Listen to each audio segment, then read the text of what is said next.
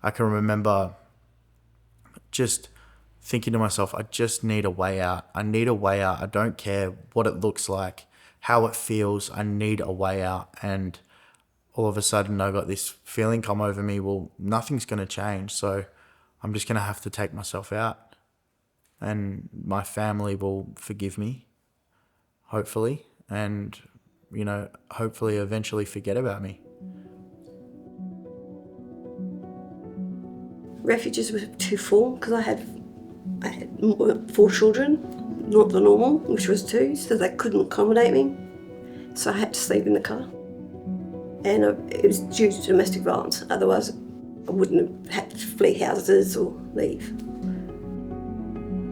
First night when I was at East Perth, I didn't get much sleep, and I woke up the next morning, awake and excuse me, I stood in the corner in the smoking area there, and I just looked across and looked at the sky, looked around me. What am I going to do? And that's when I just broke down.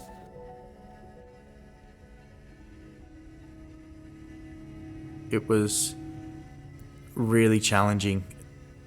Going to a job interview, in the past, before I was homeless, was quite easy, because I had a car to get there. I had clean clothes to wear. I'd had a shower that morning and had time to mentally prepare myself for it. I could rock up on time, all these things. And it was quite simple. But when I was sleeping rough, none of that was there. I had to get a bus that I didn't have money for, to wear clothes that weren't clean, so then I had this feeling of, I wasn't confident that I was going to get the job at all.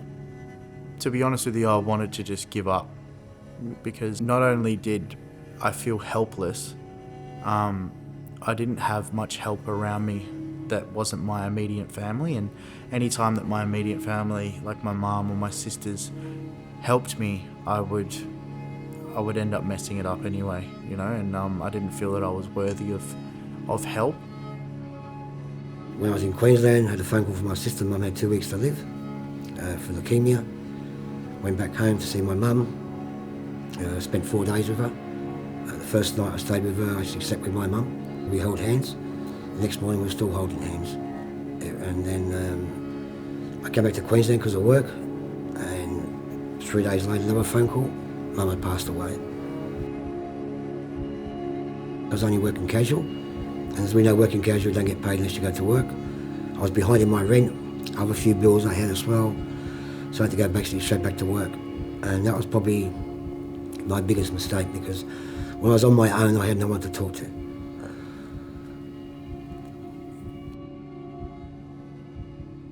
Trying to locate where we're going to go tonight, where we're going to place the car, and where's my eviction from that spot if something goes wrong. So you always have escape spots.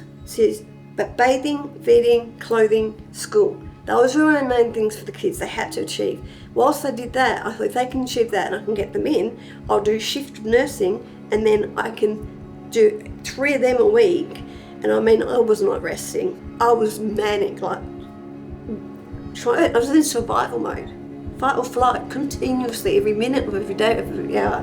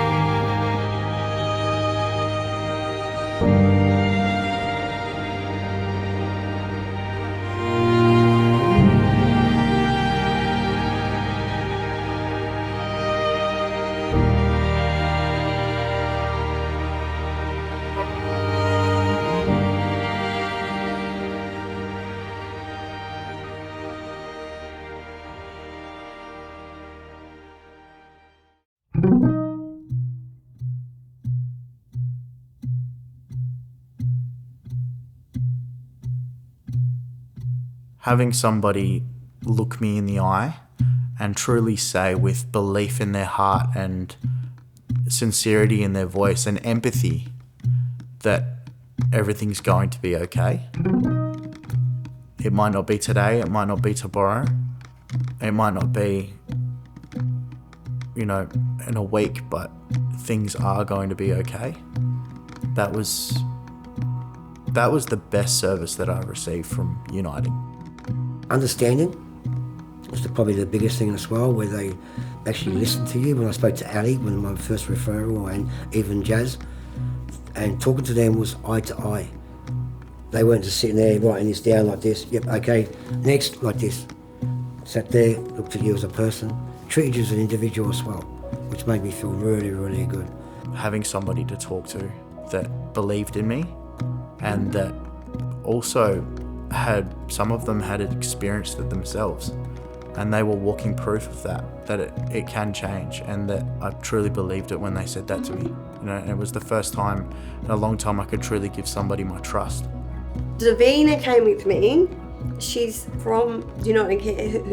She came over once and I said, so how long do I have here? Because my son's in his 20s, he's going to be leaving soon. I know that there's other people out there that are going to need a house.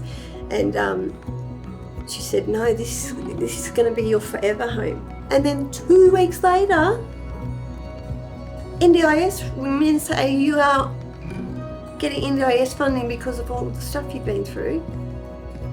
And I said, what's NDIS? I'm opening them up more as well as a person, where I'm start telling my story. It's the truth. It's coming from my heart. And I'm actually gaining more confidence, because when I was homeless, the confidence was so bad. I didn't want to look at people on the street. I just had my head down like this. It is very degrading. I had the feeling when I was homeless with dragging my bags around the city, where people just looked at you as if to say, And it's mentally, it's scarring too, because you look at the situation and think, well, okay, I'm not dirty, I'm not clean, but I know I'm homeless, I know I haven't got much. Just the screams, the yelling, bottles smashing. We might watch a TV movie, we see it in the movies. You don't realise how bad it is to your mental health until you actually hear it and see it. It's terrifying. I got to a point where I felt like I was in a fight every single day. I was constantly fighting for security and happiness and a feeling of content. I wouldn't wish it upon anyone, what I went through, but it was the only thing I could think of to get through.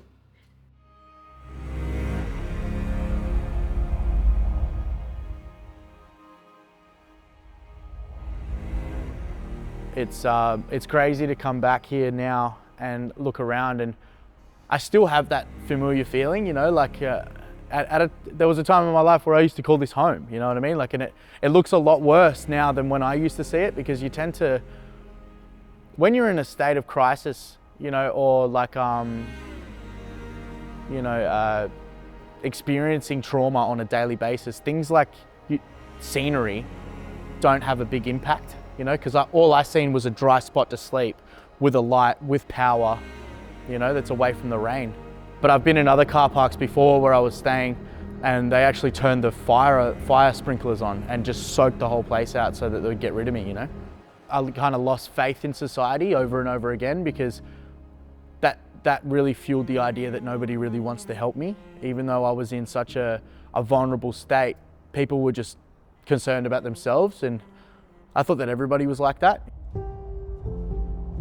Well, I actually count you people as my family. Not blood, but for my family. It's. I feel, I don't have much anxiety attacks anymore. Just that my confidence is building so much inside me, where before I was a bit shy, a bit low on my confidence. And that feels good. The head, obviously we got a few things where you need a bit of peace and quiet, you need your own, but it's without the support from Uniting, Trampies, anybody. It's Perth Hospital, the doctors saved my life, the police, It's been fantastic. You can't do it on your own. If you can, you're superhuman because but you need support. You've got to have that willpower too inside you. You can't expect someone to come up to you on the street and say, okay, we'll help you out so much and stuff like this. You've got to fight yourself in a nice way. Because it's not just about, having a roof over your head with a laundry, with a washing machine, with, a sink and a toothbrush and a bed with a pillow. Those things are great. Those things help. But it's not about that. It's about having trust in society again, having trust in others, having people believe in you, and then slowly rebuilding my life so that I can have belief in myself. If you didn't have Uniting Care, like if I didn't have Davina or one of her colleagues ringing when she's off sick, just touching base, someone like me, like with bipolar or any PTSD, anything like that, we can slip. So it's always good, even if it's just a phone call, just to get that phone call. And it makes you want to do something again. It makes you want to achieve. So you get off the phone and you go to your cupboard and you pick out a painting and start painting. Or you just do something. It changes your mood. I feel. Well, I'm obviously feeling safe. I'm not out in the weather. I'm feeling blessed, and I feel like the most stable I've ever been. I feel like I'm part of the community. That's never happened for me. Actually, ever. I have all my family back in my life. I see my mum quite regularly. Also, when I call my mum now, or when I see my mum, she's genuinely so proud of me, and I can see that, and I can hear it in her voice. I used to call my mum when I was struggling, and I could hear the worry in her voice, like, what's wrong, what's happened. She used to almost start the conversation with what's wrong, and she doesn't do that anymore. Now she just, hi son, how are you going, And my nieces are absolutely ecstatic to have me back in their life again. And what are you looking forward to? I'm looking forward to not only continuing this journey that I'm on, but showing others that it can be done, that there is a way out of this, there is a pathway home.